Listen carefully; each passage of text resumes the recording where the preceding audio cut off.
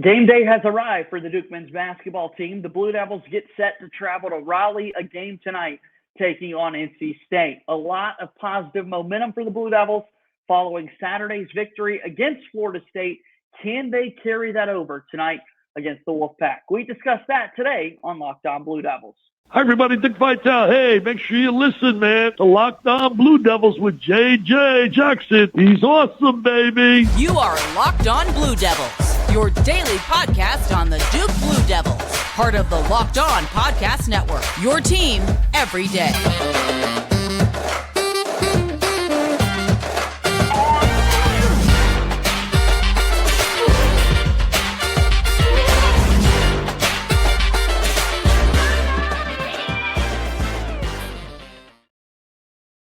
Hello, everybody, and welcome into another episode of the Locked On Blue Devils podcast. My name is J.J. Jackson. So glad to have you here with us on this Wednesday, January 4th, 2023, as we're discussing everything going on in the life of Duke athletics. That's what Locked On Blue Devils is for you, here to discuss what's going on with our Blue Devils that we love so much.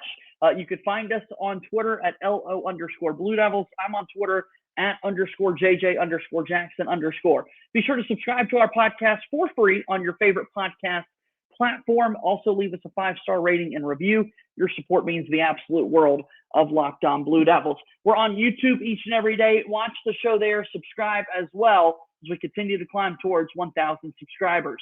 On today's show, we get set for Duke and NC State coming your way a little bit later today. And who better than on a Wednesday to bring back on my good pal, Kevin Connelly, the site expert for Ball Durham. Kevin, the time is greatly appreciated for the first time in 2023. Happy New Year to you, my friend. I hope you're doing well. Happy New Year to you, too. Doing great. Big game tonight. I don't know. NC State always seems like a house of horrors for the Blue Devils. Doesn't it? On the road in Raleigh. I don't know what it is. I've always had this thing, Kevin, with basketball arenas where the center logo is so large in proportion to the rest of the floor. It's like an intimidation factor, I think, that I kind of fear from when I was a little kid. And you've got the Wolfpack just kind of staring back. It's a tough place to play. It's way too much red for anyone's likings. So hopefully it's a little bit better tonight for Duke. Yeah, we'll certainly see. I guess some good vibes rolling in after the last win over Florida State. For sure. A big win for Duke. 19-point victory against Florida State back on New Year's Eve. 11-day layoff for the Blue Devils going into that one. And we've talked a lot about layoffs in the month of December. And, boy, I was a little surprised, honestly, at how well Duke was able to play against the Seminoles. Yeah, and we talked about it in a couple other episodes where Florida State's not that good, almost treated like a bye game-esque. But I guess my prediction, my hope, my hopes and dreams finally came true when I said how this break would be huge for Dereck Whitehead, and he didn't play against Wake Forest because of an illness, but then he was back on the court against Florida State, and he might have had his best game so far as a Blue Devil. So hopefully that's the sign of more things to come for him. Yeah, are you kidding me? I mean, the three players, like we joked, Jalen Blakes, Ryan Young, Dereck Whitehead, those three players kind of stealing the headlines for the Blue Devils. Let's talk about them a little bit as we discussed earlier in the week. But for Jalen Blakes to earn his first career start after a 17-point outing against Wake Forest and then come back with 17 more points against Florida State. He's made 7 3-pointers over the last 2 games combined. I mean, he really seems to be in an offensive rhythm, which going into the season, we felt like we were going to get more on the defensive end of the floor, but it's been the offense that has surprised us about Jalen Blakes. Well, yeah, and I think I'm certainly not John Shire, but he's got to start again tonight against NC State. I mean, why wouldn't you start him tonight against NC State? And it's really we've all, I guess we anticipated, like you said, going into the year that he was going to be more of a reserve player, known for his defense on the court to spell maybe Jeremy Roach or Tyrese Proctor or some of these other guards a couple of minutes for a breather, but he's all of a sudden turned into an integral part of this Duke basketball team. And again, I think you saw it in the Wake Forest game where he was kind of like one of the only ones to show up. He was outstanding in his first start against Florida State. And if he doesn't start against NC State tonight, I think it's a major mistake by John Shire. Kevin, what can we say about Ryan Young, the play that he's had this season? I mean, in a perfect game, he's the first player, to ever in Duke history have a 20-10 perfect game, right? 20 points, 10 plus rebounds, not missing a single shot from both the floor and the free throw line. A phenomenal performance for Ryan Young. What can you say about him? You have to just tip your hat to him. I think, and myself included, I think Ryan Young is an easy target, maybe to blame for the struggles if Duke has some down in the post, just because he's not the most athletically gifted player. But man, he does work hard on the glass, and he is finishing shots around the rim, and that's all you can ask for him. It's Ryan Young. You want him to be that veteran presence down low with such a young front court, and that's what he has been so far this year. And you really have to say, like, if Ryan Young wasn't on this team, where would they be? Because you have gotten production earlier in the year from Kyle Filipowski, but like that's kind of tapered off here in the past couple of weeks. Dereck Lively hasn't been the player we have expected so far this season, and Mark Mitchell is very inconsistent, and Christian Reeves doesn't really play. So without Ryan Young, I mean, where would this team be right now? So really happy for him on setting a Duke record against Florida State, and you hope that he can continue this play throughout the rest of ACC play. Yeah, because you're right. The Dereck Lively angle in all of this is so fascinating, and we'll save that for a little bit later in the show today. I do want to talk about the other stellar freshman for Duke, but Dereck Whitehead, another solid performance, 16 points. We were waiting for it, and we got one of those. Had an awesome step-back three on the left wing in the second half. I mean, we've seen the highlight dunks from him already. Feels like Whitehead's getting more and more comfortable. Your listeners are probably sick of me saying it. I've been driving the Dereck Whitehead bandwagon since he committed to Duke, and he gets the broken foot in August, and you're like, oh, come on. And then he's out for a couple games, and you could see the potential was there, but he's trying to get his legs back underneath him. He's trying to get conditioned. And I said to you that these 2 weeks, the two separate layoffs that they have, they're going to be huge for Dereck Whitehead. This is going to be his chance to get healthy, to get back in the rhythm of the offense, and to take off. And then he misses the Wake Forest game with illness, and I'm like, oh, come on, this kid can't catch a break. And then against Florida State, he's back out there coming off the bench, 16 points. You said those two nice three-pointers, 5 of 11 from the floor. And you look at his minutes, he also played 28 minutes. So it looks like, knock on wood, my desk right here is wood. I'll knock on it.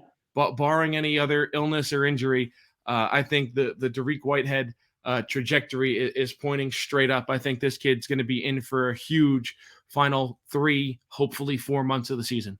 It's what we love to see. Great performance so far, and we'll see if he can continue that tonight against NC State, a team with a lot of really talented guards that want to get out after you on the defensive end of the floor. So we'll talk a little bit about that and more, but let's first take a timeout here on Locked On Blue Devils. Locked On Blue Devils here today is brought to you by our friends over at BetOnline.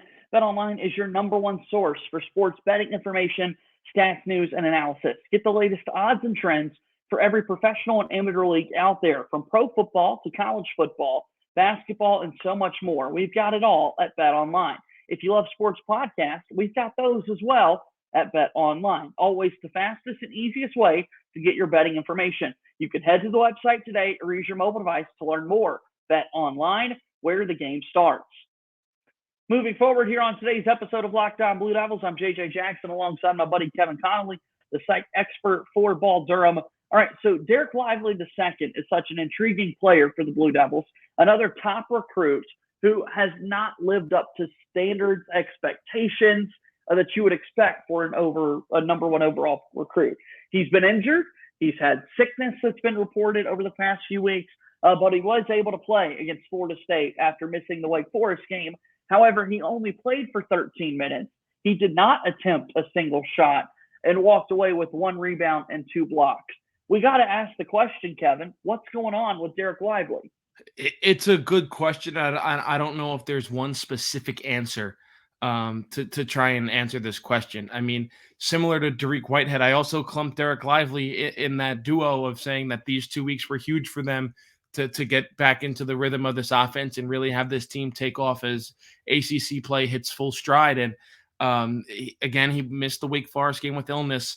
But it just wasn't really there against Florida State. And I know Florida State, typically they're a big team, but their big guys are young and out and hurt and suspended and all this stuff. And you thought this was going to be the perfect game for Dereck Lively is 7'1" guy to really get back into the rhythm of the game. And he really didn't have that one big block, that one nice block in the opening couple minutes, but that was really all we heard from him going forward. And I'll be honest, I'm really starting to get concerned that I don't know if this thing's going to turn around for him. And I don't know if I don't know how John Shire wants to play it, but it might be best to have him off the bench. Because I know you want his size and length out there to begin a game, but remember, he's also been prone to some foul trouble this year.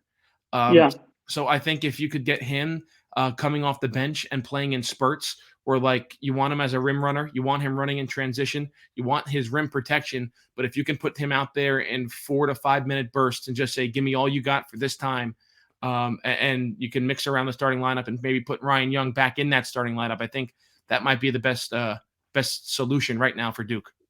And it was always such a question, how can they coexist, right? How can Kyle Filipowski and Dereck Lively coexist as these awesome freshmen coming into Duke? They're both so large, 7-foot players, right? How do you play off of one another with them both out on the floor?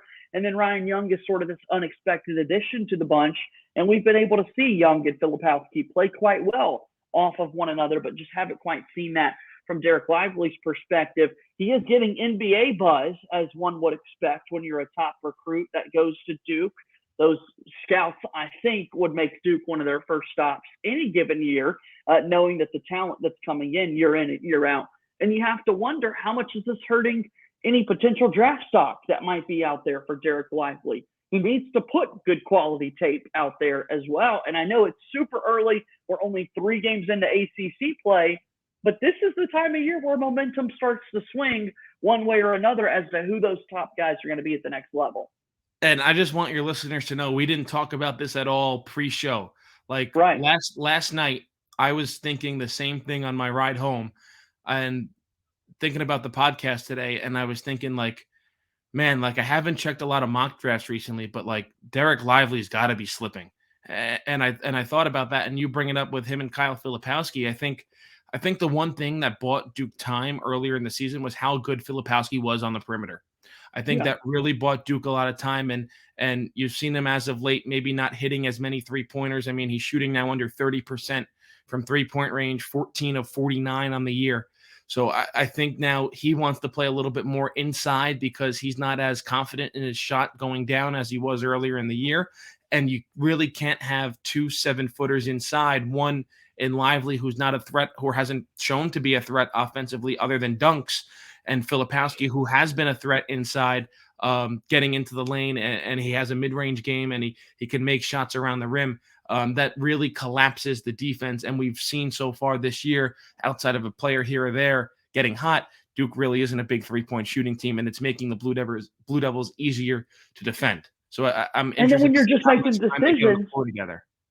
When you're just making decisions on who to play, Kevin, when Ryan Young is shooting 75% from the floor, that's amazing. It's so efficient. You know what you're going to get out of him. It's just wild to think that we're talking about, is this actually the best thing for Duke to play more Young, bring Lively off the bench a little bit, see where he's at, see if that maybe lights a fire in him to play a little better. And we're having this conversation, and you may believe it to be a crazy conversation and out there thought or that sort of thing. But I guarantee if you and I are having these thoughts in our day-to-day lives with the everything chaos going on, that coaching staff is thinking about these things as well.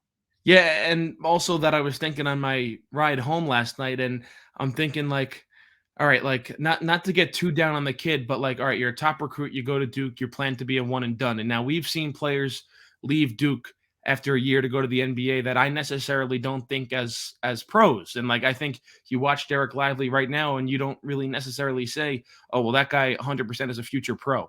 And like throw like your he'd be drafted off of potential right now. Yeah, like exactly. Like obviously throw your Jason Tatums and Zions and RJ Barretts and all those players out the window, because I mean those guys were pros and they proved it on the floor. But like you're thinking of players like your Trevon Duvals or your Frank Jacksons and your players like that, where they leave because I guess Duke already has guys coming in that have their spot next year.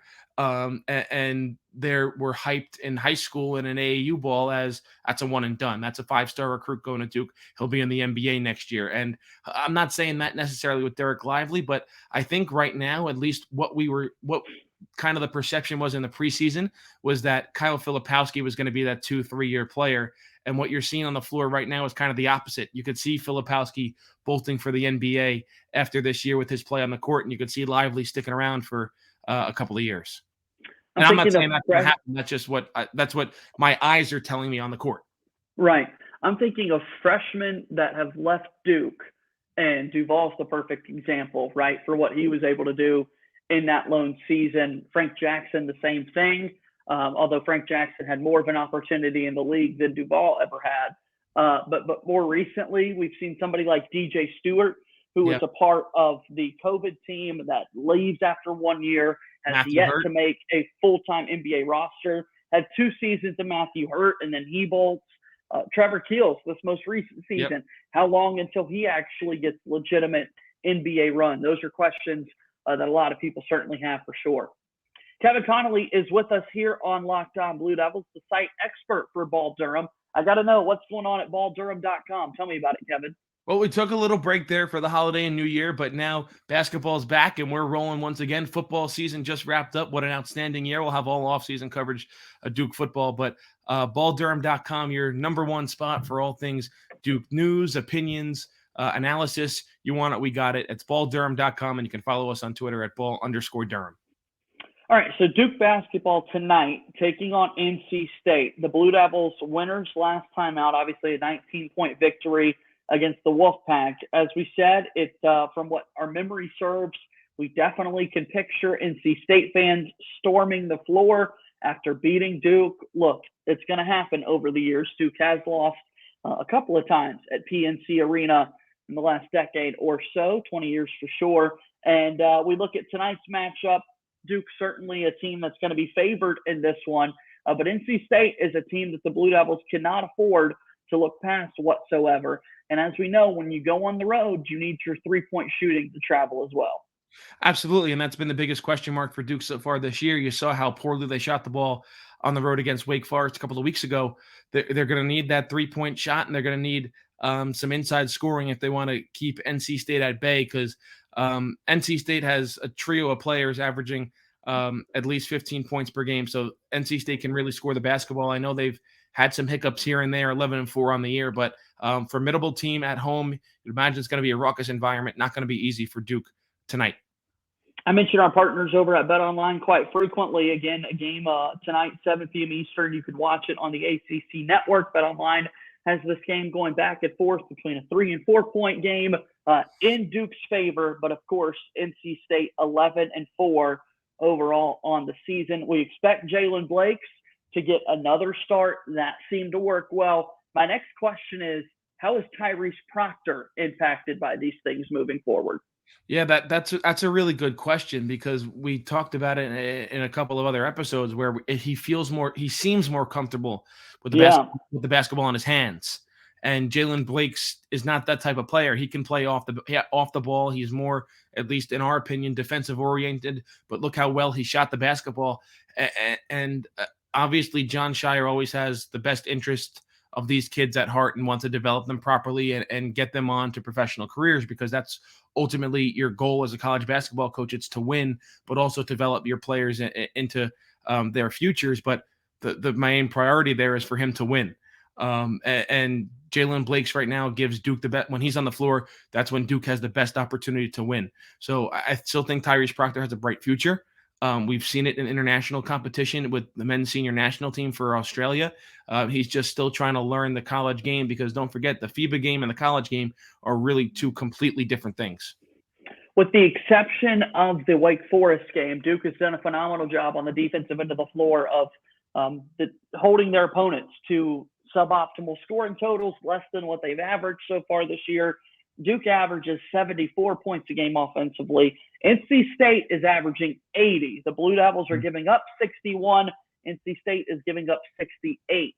So NC State scoring a little bit more, but their defense is nowhere near the level of this Duke basketball team. I would expect that to be the same. Even if NC State can put a competitive game out there on the floor against Duke. I don't see their offense going off and scoring nearly 80 points like they average, given how well the Duke defensive unit has played this season. Yeah, and I think this is going to be the real test on if that Wake Forest game was an outlier, because you had two players out with illness. Perhaps other players were also dealing with an illness. And I mean, the one game where their defense really didn't step up, they were in a true road game. And obviously the NC State offense, in my opinion, is much more prolific than the Wake Forest offense. So I think this is going to be a real test to see if, all right, was that Wake Forest game an aberration, or was it something that this team has issues communicating defensively on the road because the gym is just so loud, and teams and role players specifically play better at home? And I think you saw that in the Wake Forest game. They're more comfortable at home for whatever reason that's the case. I think we'll see that now tonight against NC State. All in all, you feeling pretty optimistic about Duke's chances? I do. I have a feeling Duke's going to go on the road and pick up a victory. I think this team has focused. I think that loss to Wake Forest woke them up a little bit. And I think I'm really looking, as I'll stay on my broken record, at Dereck Whitehead, because he gives this team a different scoring feel. Now, remember, he didn't play in that Wake Forest game, so this is his first true road game of his Duke career. But anytime this team goes on the road, you need good guard play. And Jeremy Roach has to be that. He did not play well against Wake Forest. He has to play well on the road against NC State. If he does that and Duke can make enough threes and their defense shows up, I think they get a nice victory on the road against NC State. I feel the exact same way. Feeling pretty good. Ready to see this Duke game a little bit later tonight. Hopefully they can improve to 12-3 overall in the season and pick up their third ACC win of the year. Again, 7 p.m. Eastern tip-off. Watch it on the ACC network. Kevin, it's so great to chat with you as always, man. Be well, and look forward to having you back on the podcast next week, okay? Likewise, JJ, and once again, Happy New Year to you and all the listeners out there. That's Kevin Connelly, the site expert from Ball Durham, joining us once again on this episode of Locked On Blue Devils. Subscribe to us on YouTube. Your support means the absolute world as we continue to climb towards 1,000 subscribers there on YouTube. Leave us a 5-star rating on the podcast platform as well. That's going to do it for today's show. As always, go Duke. I'll talk to you tomorrow. My name is JJ Jackson. Thank you and good day.